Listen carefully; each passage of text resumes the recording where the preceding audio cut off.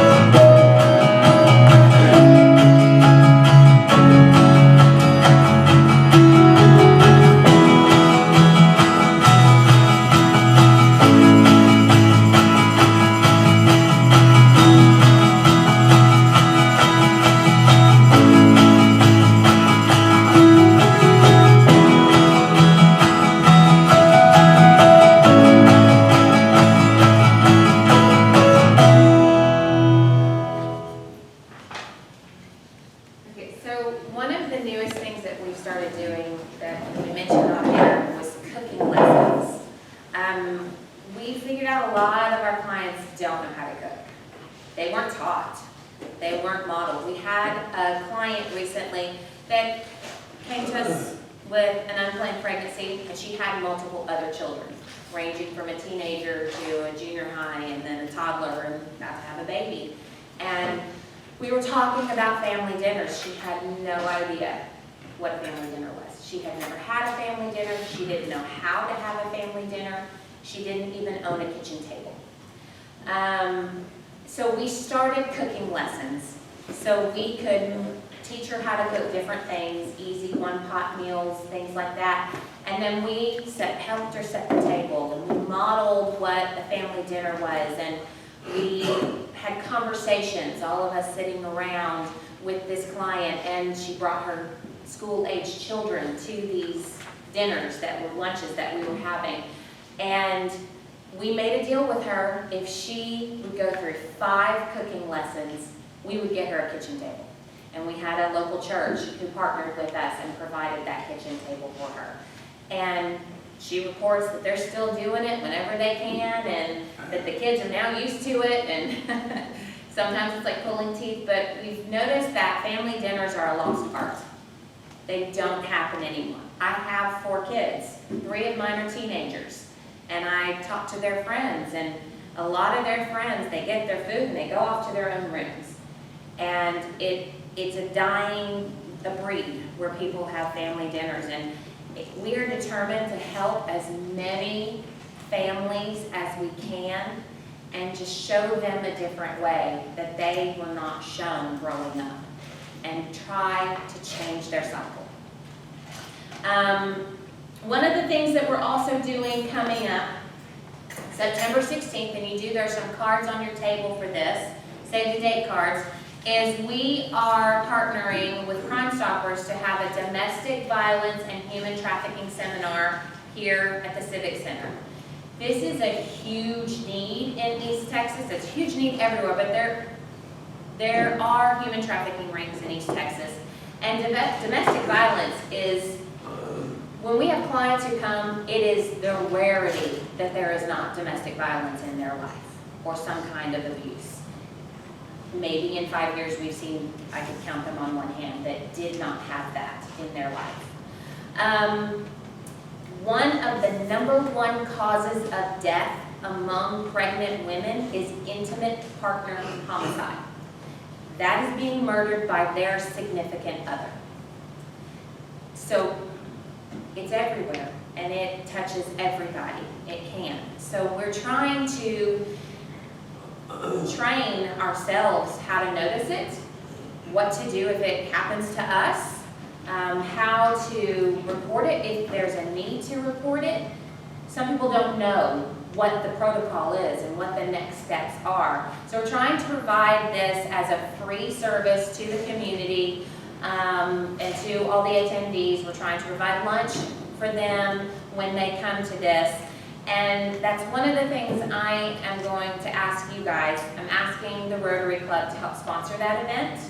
We would like to provide it free and not have them pay anything to come to this event.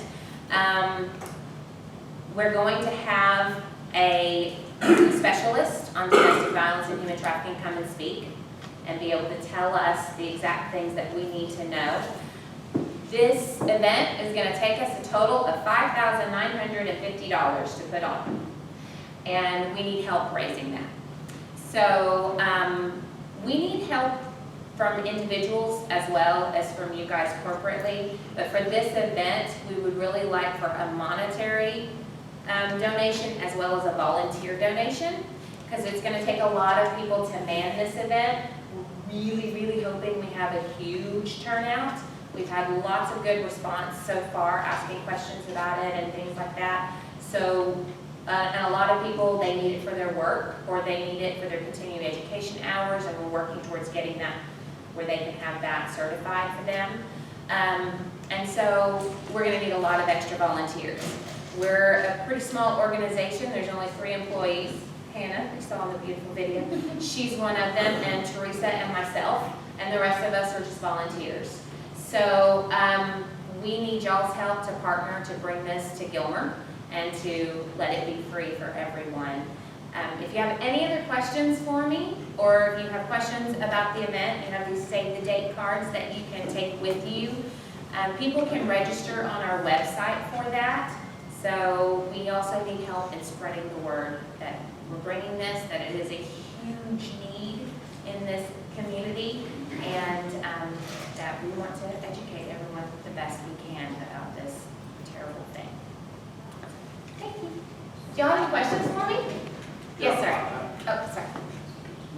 The seminar that's coming up, Yes. have you guys looked at the amount of money you need to raise? In other words, have you looked at the budgetary expense of all the stuff that's going to take to do it? Yes, What sir. is the big money number? The big money number is 5,000. Where did it go? I had it written down. $5,950 Okay, to put that on. Yes. Someone else have a question? Yes, sir. Would you say once again for that particular program, the date, and also what all you do, the content of the meeting, or Okay, so it's gonna be December 16th, I'm sorry, September 16th, I was looking right at it, and my brain said something else. September 16th, from 9 a.m. to 3 p.m. And we will have Crime Stoppers people will be there, and they will be talking to us and going through the protocol of, what happens if you think you witness it, or you think you see it, how to report it, when you need to report it, what's the proper protocol for that, what to do if it's happening to you, where you can go, what you can do. And then we also have a specialist, a domestic violence specialist that is coming to speak, and I'm not sure where she's coming from, but she's coming into Gilmer, that Crime Stoppers has helped us find her, and she'll be talking about all of the protocols and things like that. So is the speaker your biggest expense? Yes, probably. The speaker is the biggest expense. Feeding everyone, we want to feed them lunch, is a big expense, and then renting the space.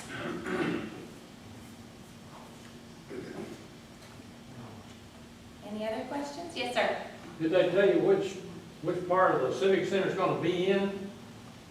You estimated the crowd to decide where it's gonna be, like in the big auditorium here? I think it depends on what our number ends up being, Okay, so where we're going to be having it. Yeah, we Yes, don't sir. need to know that yet. Yeah, I don't know that exact But anyway, it's thing. gonna be here. Yeah. I mean, our goal is to have 1,000 people here. But that is our goal. And So we're hoping to fill the place. Any other questions? One last thing that I totally forgot to tell y'all is we also have a resource flyer poster that we have printed, and I forgot to bring one with me. But if you have a business that has a public restroom, we are asking to put those on the inside of the restroom stalls, because it has things about domestic violence hotline and human trafficking hotline and suicide prevention hotline. It has our information. And pretty much anything that someone may be going through, we want them on the backs of the bathroom stalls, so if they are not where they can easily write something down, maybe someone doesn't need to see them writing down that information to get help, then they can take a picture of it, or they can write it down secretly in the bathroom stalls. But that way, if they're able to get those hotlines, they can get help on their own. Because some people won't come into our center. They just won't. They may not realize that we're there to help them. When we do a domestic violence or abuse screening, which we do with all of our clients, we have partners with Women's Center of East Texas and things like that, places like that where we can bring in a specialist. If there's someone who needs help beyond what we can give them, then they come into our center and they will talk with our clients and help them get out of abusive situations when they're ready to do that. Yes, sir. I think that's good that you just touched on that like little secretive type thing, because Yes, I sir. don't know a lot about domestic violence, but I do know enough about it to know that where it goes on, the dominant abuser tries to keep that other person from doing anything with any organization or any outside people. Yes. So if there's a little phone number on that little thing that somebody could just call, say, just to talk. In other words, even if they're scared to come to the thing, they might call and talk a little bit. Right. They might be able to, Because yeah. these domestic violence things, those ones that are in it, They're very isolated. they're scared to go and talk to anybody Yes. because they'll get beat up again. Absolutely. So we've done a push out in of course, we see clients from 5 different counties. And so we've done a push with a lot of our volunteers taking those posters and going to businesses just all around us to try to get them in as many public restrooms as we can. We've talked to colleges and high schools and things like that to put them in bathrooms. So, but, you know, people have to stop and go to the restroom. They, you know, that is a need that everybody has. So they would be able to see those numbers and have a moment or two where they could find a way to hide that number and be able to call and get help privately if they needed it.